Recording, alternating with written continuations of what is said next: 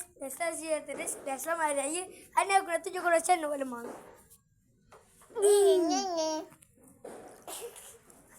Pergi sini, pergi sini.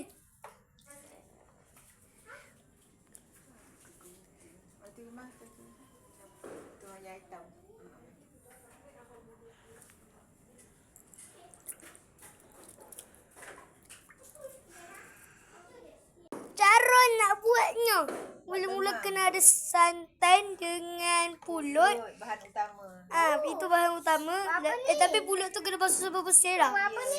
Lepas tu korang masuklah dalam apa ni nak panggil. Nanti campur kalau sikit perasa garam.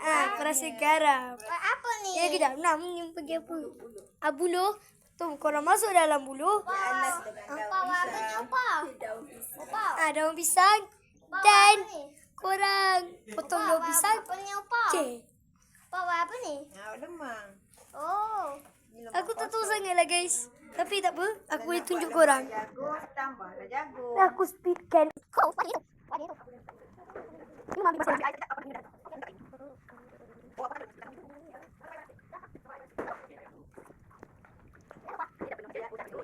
Okey guys, kalau korang dapat, mesti korang tanya, bang, kalau dah penuh ni nak buat apa? Kalau dah penuh ni, korang letak semua santan dalam ni.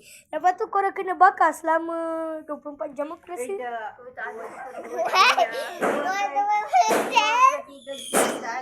2-3 jam saja.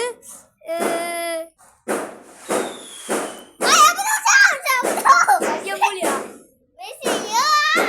Okey. Lepas tu mesti korang tanya, kalau dah sure buat apa? Dah korang potong, lepas tu korang makan lah. Dah settle. Okey.